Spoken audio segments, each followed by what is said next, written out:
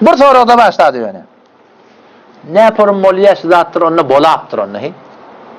Nereden tapıptır onu? Kitapta yok bolsa, şeriatta yok bolsa, onunla necre bolup bolayaşı. Necre bolup bolayan iletişim Müslüman doğum. Bizim aramızda bir siyanışlar var. Şu bizi bedbaxtiye talaqlı. Qatı bir günahkarçılığa talaqlı. Bizim belanıspet köplen hücrelerimize diyeyin. Hemmetin nede? Muhlis hücrelerinde bağ içinde. Köplen hücreler bizim hücrelerimiz karxanayı ahunsazi olur. Ahun beceriyorlar. Ötön iliyale kems kaptallak ovada 4 nefer ahun ettiler. Biri dilbilna ettir. Men yıla bir tün hücre var yani. Yıla bir tün hücre var yani. Biz tanıyatın şoları. Yelimni alıp satıp gelip ya, mal alıp sat ya, ondan sonra onu deri adı işlep gelip ya, kör taptağına satıp gelip ya. Ahun malı işlemesin, işlesin biz öyle işimiz yok. Yani gurun şunu, şıla adamla hücreyen adam size, hücreye baranak, yıla bir var ya, iki var ya, sen okuyanak doğusula. 4 yıl 5 yıl okuyuptur, gidiptir, ola, Bağdat'da işlep falancan gel, sen ne ahun mı?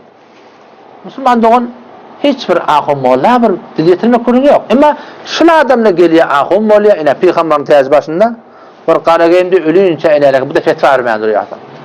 Bilenak, doğruyun sen aydanak, gelliydin bari aradı. Sen doğruyun da bilenak, eğrin de bilenak. Ne yapalım bilmem, okuyayım aptara gözüne dönüyor. Şuna o zaman bizim aramında bedbaxtı döretti. Bunlardan ne oradan daha soruldu? Kimden zor olmalı? Bir dine, diyaneti bir bilen adam. Bir şeriattan kelle çıkarayan adam, alımına bir amal ettiğin adam sorulmalı. Şu bizim başına bedbaxtı getirir. Şu bedgatlan, şu günahkarçılıkları ki bizim aramızda sogap olupdu.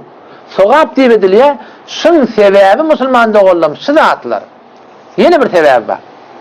O da şey, ahun molla'nın kemçilik etmekle. Arada bir zamanı ona soruyordu. Ne yaparım şu zatlar senin kitapta yok diyen, şeriatta yok diyen, ne yaparım onu döre yaptır şey. Ben dedim, mesal üzerinde şu atba dedim. Şahıdam yoksun, şu atta bolup da dedim. Şu atta bizim ulamalarımız, avval baştan men, etip durun kemçiliğim var. Şu sebepten camada burada yok olup da. Ertikun ne var ahim şey? Ertikun ne lekem şıraval edama tapta. Gidiverse, nesli ayende fikreder şuna din mukadib. Nesli ayende fikreder şuna diyanet mukadib. Neştene mesal olayım o da. Eydi Kadirhum tutuyorlar. Kadirhum ehl-i sünnette yok zaten. Kadirhum deyip, deyip kabul etmeklik, yani Hazreti Ebu Bekir, Hazreti Ömer, Hazreti Osman, Hazreti Ali'nin hakkını iptir diye ayıttığın şey. Dine hıyanet ediptir diye ayıttığın şey. Eydi Kadirhum tutuyorlar.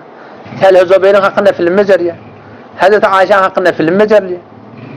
İmam Cabir ibn Hayyan, Aziz İmam Azam rahmetullahi hakkında film meceriye. Hiç kimseye çıkanak. Avval baştan emin. Korkyan. Nemeden korkyan? Canımdan korkyan. Avremden korkyan. Malımdan korkyan. Oğlun uşaktan korkyan. Muğiyetimden korkyan. Aydamak. Aytmayan hop. Lakin filmde görünüp tut. Mecarista tutulup tu. Yeni 20 yıldan nesli ayında ne mi? O Kadirhum ehl-i sünnette bağda da. Diyecek kurun da şey. Şu zaten da Müslüman doğunum süperim oluptur şeyi. Kitapta yok zaten oğul. Azı kitapta etmeliyen kurun yok. Geliptir, yüze kalıptır, kepten kaçıptır, gurundan kaçıptır, yayan kıylak Bağdat'da iş yapayım birine ahunet köverttirle, fettaver köverttir, inaylakem ediliptir, hakkı bileyen adamla ulamalı da oğlu zaman akim bir forum, kepten gurundan kaçıp ayıtma yaptırla, inaylakem özüne cüdegane şeriat, o bilek kadim yolu geçecek olayal. Ya Müslüman da onu, kadim yolu geçecek olayam da, kitapta yok kurun. Şu bedbaxtiyle şu forum evo veriyor, şunu düşünecek olayın işte. İnaylakem öyle, soracak olan soran. Tacan Ahun rahmetullahi aleyh. Kadim ulama-i Bukhara. Ölmenden evvel ölmeyeke aydıp gittir. Neylekem oğullar başladı. Her gün için aydıp gelip. Neylekem Yazı Ahun. Besirabat. Kadim sallah. Henüz elhamdülillah diri. Muhammed Ahun rahmetullahi aleyh oğlu. Muhammed Ahun iperen adamlar kadim Bukhara ulamaları. Her gün için aydıp gelip yerler. Doğru diye diyorlar. Onlar ne mi diyorlar? Siz Vehhabisi diyorlar. Vehhabi de ola doğru. Kadim Bukhara'nın yoluna aydıp size. Yani neylekem barakim Aşahun Nemani rahmetullahi aleyh. Kadir Hacı Nemani, kadim ben dost olanım, yaşlı adam. Kadir Hacı o da adını ne işittim? Atam Aşrahun rahmetullahi men aytdı diye. Kadircan, ölmeli, önce bir vatta men giderdim, men izinden toy tutam ha bağlam dedi. Dedi, toy tutmayan mı öyle? Ona şey, 3'ü diye, 100'ü diye, 40'ı diye, ayı diye, yılı diye, berama haşın dedi diye. Ne mi deyin? Bir garibin eline, yetimin eline, mescitten için, bir 10.000 tön, 5.000 tön bas, şu bana gelir, sen bu sadakan gelmer bana diye aytdı diye. Müslüman kadim ulamaların yolu şey. talayahun takdir hafizahullah. Ha şundan biri doğrulan murdukların biri den vurdu. Onu özüm soradım diye talayahun takdirden. Takdir zatla bağmışı.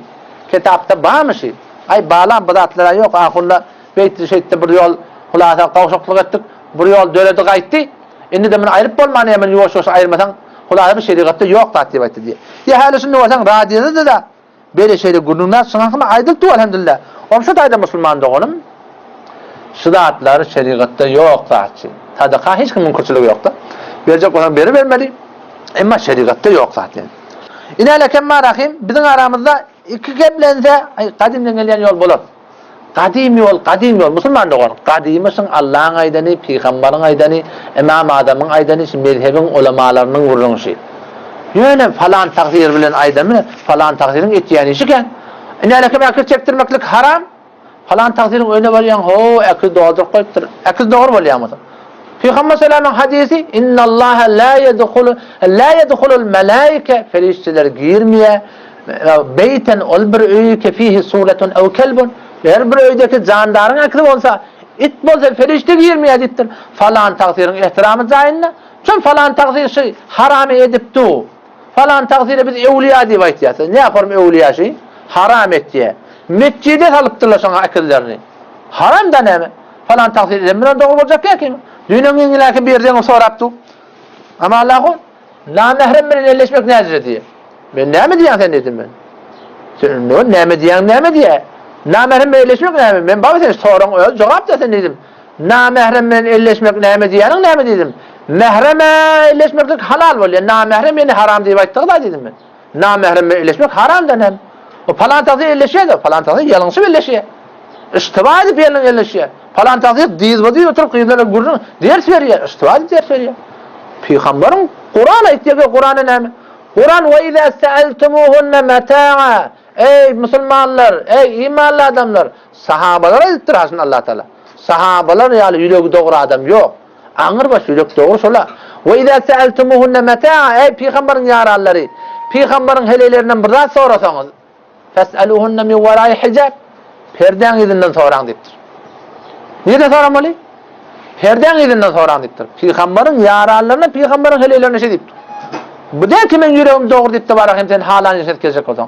Falan takdir helele elleşýär, falan takdirin etýän şoňa hakynda ýalňyş.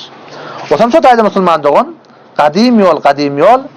Şu kadim yol diýilýän zat, şu Allah Taala'nın aydany, Peygamber Aleyhissalatu vesselam'ın aydany, Hanefi mezhebin ulemalarının aydany. Öllere sadaka verecek bolsaň, öle sadaka vermek hiç kimin kurçulugy yok. Meni berme ýa-da mescid bejerip turda. Ber şoňa 1 milyon sen. Ölüňden çyryp beraten şoňa. Mescide almaly bolsam men dilep almaly munyň sesmany. Öle sadaka ho dökan saçan gelişinde dogry. Ekber juja döňür. Musulman dogan şu dogry däl.